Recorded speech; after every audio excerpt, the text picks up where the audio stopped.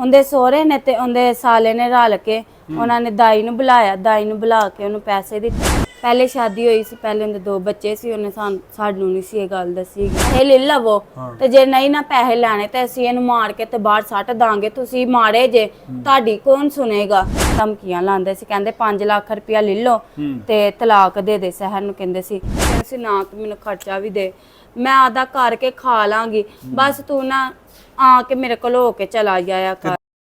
अस्सलाम वालेकुम नाज़रीन, मैं हूं एडी मलिक।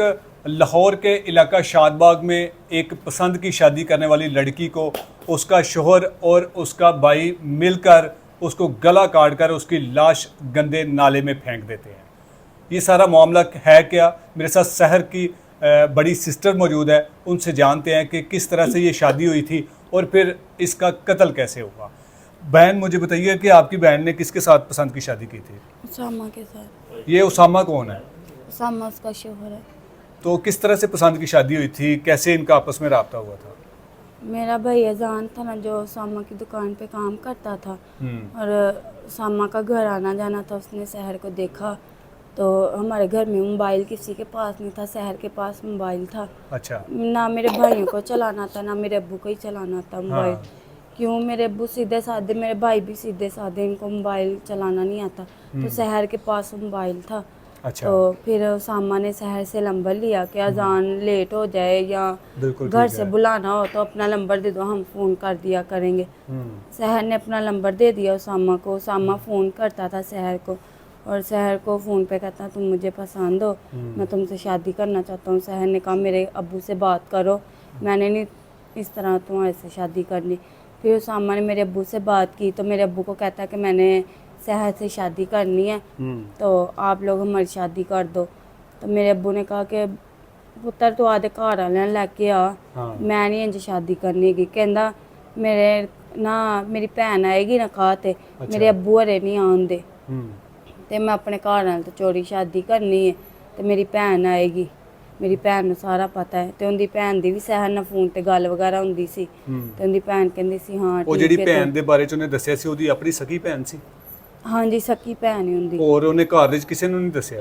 नहीं होर नहीं सी घर च पता, उनदी भैन नूं पता सी। अच्छा। ते शादी करके कहंदा मैं तेनू लै आवांगा इत्थों 2-3 महीने तू इत्थे रवी ते मैं लै आवांगा तेनू। बैरिया टोन मेरी 10 मरले जगह है ते मैं उत्थे मकान बना रहा वां ते उत्थे तेनू लै आवांगा। ते शहर ने कहा ठीक है। ते निकाह करन दे टाइम ते उनदी भैन नहीं आंदी गी ते असीं ओनू उसामा नूं पुछने कि तू कहना सा मेरी भैन आएगी ते तेरी भैन नहीं आई। ते यानी कि निकाह दे टाइम ते सिर्फ उसामा कल्ला ही सी? उसामा कल्ला आया ना सी, ਉਹਦਾ ਅੱਬੂ ਨਾ ਅੰਮੀ ਨਾ ਕੋਈ ਭਰਾ कोई ਕੋਈ भी ਨਹੀਂ? नहीं सी आया हीगा।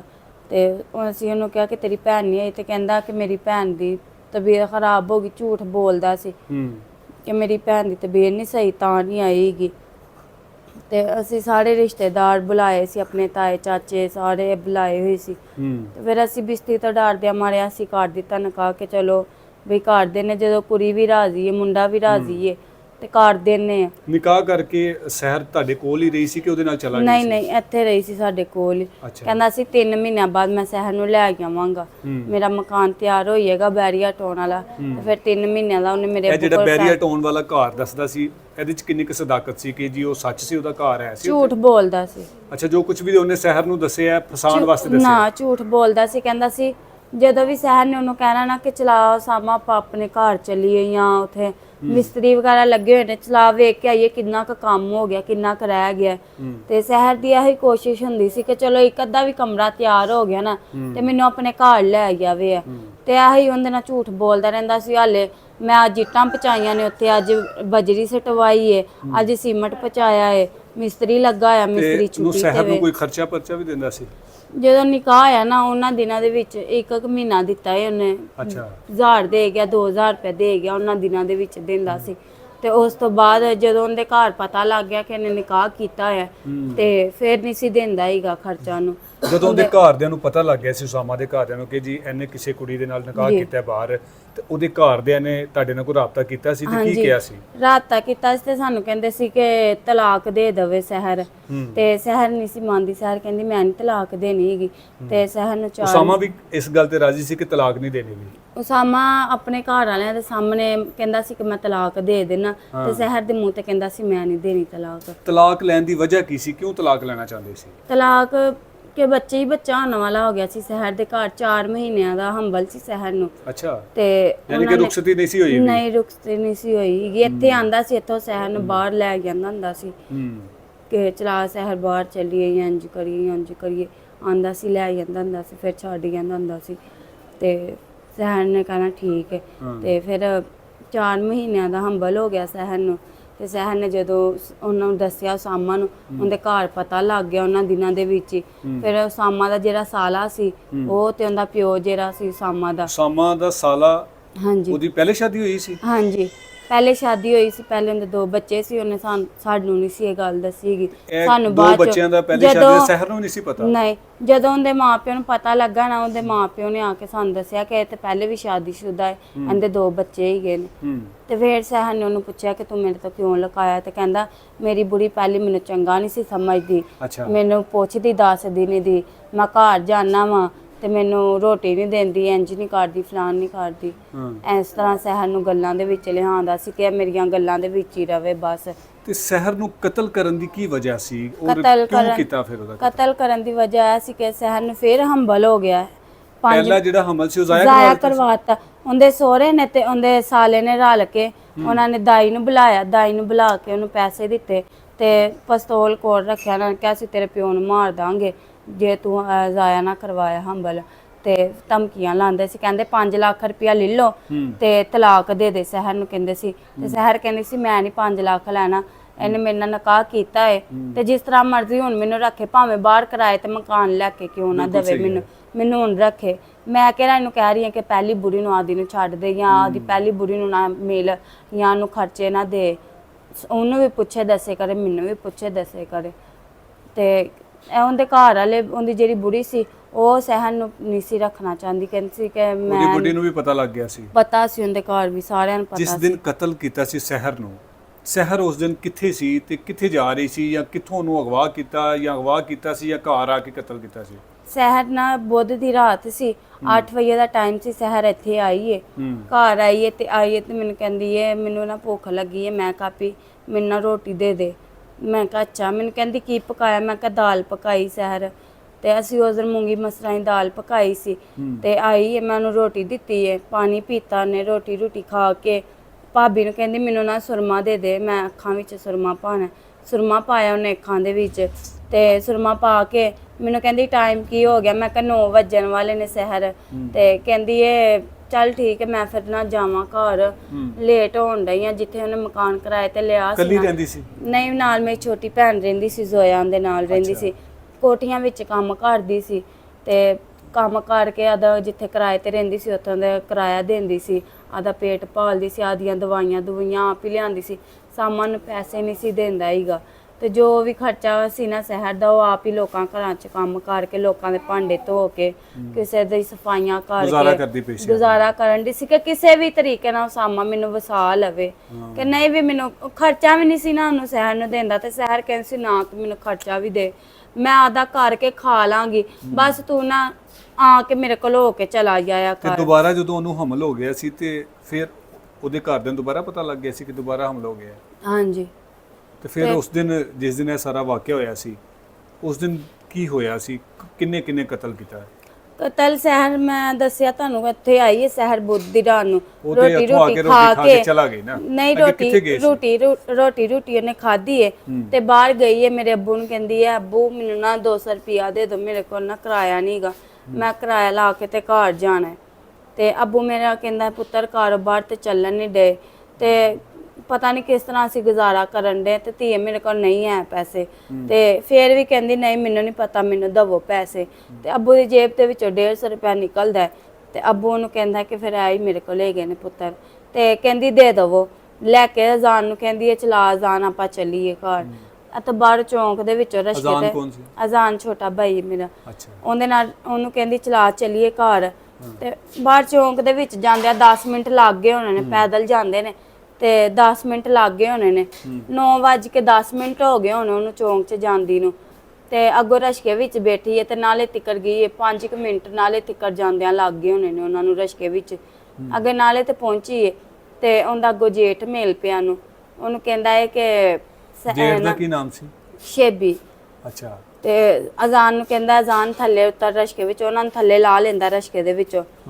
ਤੇ ਥੱਲੇ ਲਾ ਕੇ ਤੇ ਉਹਨੂੰ ਕਹਿੰਦਾ ਮੇਰੇ ਨਾ ਮੋਟਰਸਾਈਕਲ ਦੇ ਵਿੱਚ ਨਾ ਹੋਂਡੇ 'ਚ ਪੈਟਰੋਲ ਡਲਵਾ ਕੇ ਲਾ, ਤੇ ਨਾਲੇ ਨਾ ਇਹ ਪੈਂਚਰ ਹੀਗਾ ਇਹਨੂੰ ਪੈਂਚਰ ਲਵਾ ਕੇ ਲਿਆ।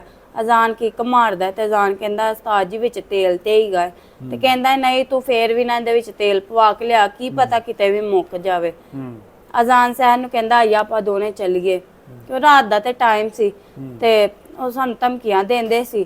ਤੇ ਅਜ਼ਾਨ ਕੀ ਦਿੰਦੇ ਸੀ? ਧਮਕੀਆਂ ਇਹ ਕਿ ਬੱਚਾ ਨਾ ਜਾਇਆ ਕਰਾਏਗੀ ਤੇ ਅਸੀਂ ਇਹਨੂੰ ਮਾਰ ਦਾਂਗੇ। ਅੱਛਾ। ਤੇ ਸਹਿਰ ਨੂੰ ਕਹਿੰਦਾ ਆਈਆ ਮੇਰੇ ਨਾਲ, ਤੇ ਸਹਿਰ ਨੂੰ ਬੋਲ ਕੇ ਕਹਿੰਦਾ ਨਾ ਤੈਨੂੰ ਸਾਮਾ ਬੁਲਾ ਰਿਹਾ।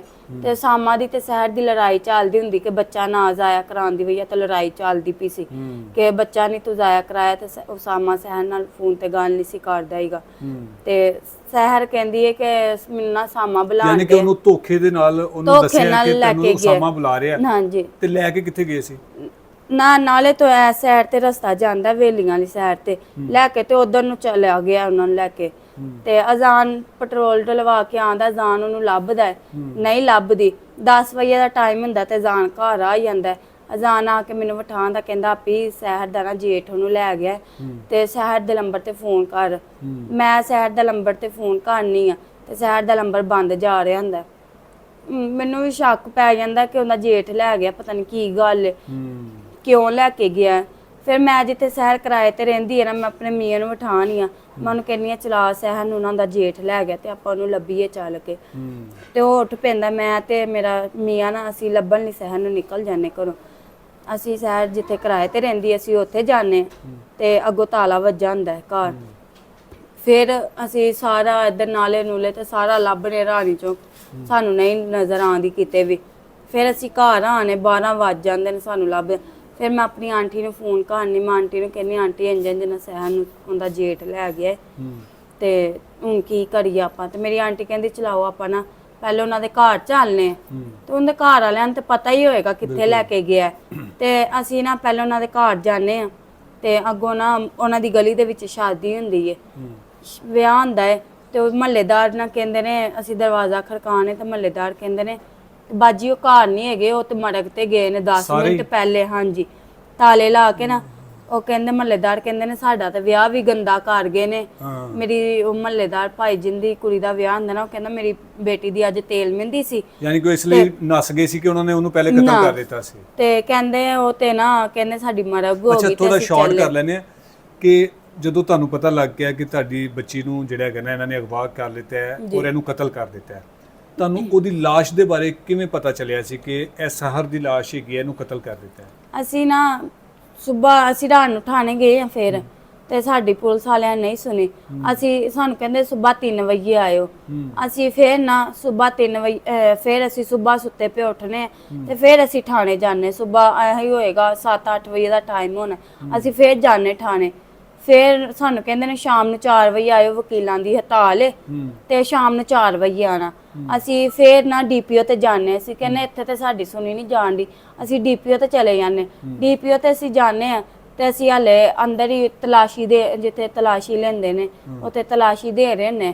ਤੇ ਘਰੋਂ ਮੇਰੀ ਭਾਬੀ ਦਾ ਫੋਨ ਆਉਂਦਾ ਹੈ ਕਿ ਮਹੱਲੇਦਾਰ ਆਏ ਸੀ, ਉਹ ਕਹਿ ਰਹੇ ਨੇ ਕਿ ਸਹਿਰ ਨੂੰ ਨਾ ਮਾਰ ਕੇ ਉਹਨਾਂ ਨਾਲੇ 'ਚ ਸੱਟ ਦਿੱਤਾ ਹੈ ਤੇ ਤੁਸੀਂ ਨਾ ਵਾਪਸ ਆਇਓ ਘਰ।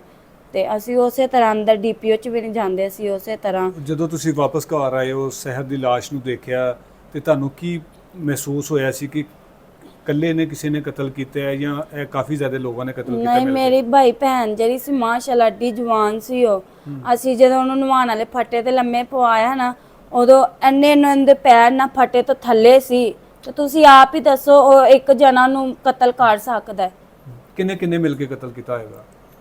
ਸਾਡਾ ਤੇ ਇਹੀ ਕਹਿਣਾ ਹੈ ਕਿ ਉਹਨਾਂ ਤਿੰਨਾਂ ਪਿਓ ਪੁੱਤਰਾਂ ਨੇ ਕਤਲ ਕੀਤਾ ਹੈ। ਉਸਾਮਾ ਨੇ, ਉਹਦੇ ਭਰਾ ਨੇ, ਸ਼ੇਬੀ ਨੇ, ਹਾਂਜੀ ਉਹਦੇ ਪਿਓ ਨੇ, ਇਹਨਾਂ ਤਿੰਨਾਂ ਨੇ ਮਿਲ ਕੇ ਕਤਲ ਕੀਤਾ ਹੈ। ਕਿਉਂ ਭਲਾ ਜਿਹੜਾ ਉਹਦਾ ਪਿਓ ਹੈ ਨਾ, ਉਹ ਹੀ ਸਾਨੂੰ ਜਦੋਂ ਆਇਆ ਨਾ ਸਾਡੇ ਕੋਲ ਤੇ ਉਹ ਹੀ ਸਾਨੂੰ ਜ਼ਿਆਦੀਆਂ ਧਮਕੀਆਂ ਦਿੰਦਾ। ਸ਼ੇਬੀ ਨੇ ਨਾ ਸਹਿਰ ਨੂੰ ਫੋਨ ਤੇ ਧਮਕੀਆਂ ਦਿੱਤੀਆਂ ਨੇ ਤੇ ਸਾਡੇ ਮੂੰਹ ਤੇ ਨਾ ਉਹਦਾ ਪਿਓ ਧਮਕੀਆਂ ਦਿੰਦਾ ਸੀ। ਕੀ ਧਮਕੀਆਂ ਦਿੰਦਾ ਸੀ? ਕਿ ਪੈਸੇ ਲੈ ਲਵੋ ਤੇ ਜੇ ਨਹੀਂ ਨਾ ਪੈਸੇ ਲੈਣੇ ਤੇ ਅਸੀਂ ਇਹਨੂੰ ਮਾਰ ਕੇ ਤੇ ਬਾਹਰ ਸੱਟ ਦਾਂਗੇ, ਤੁਸੀਂ ਮਾਰੇ ਜੇ ਤੁਹਾਡੀ ਕੌਣ ਸੁਣੇਗਾ।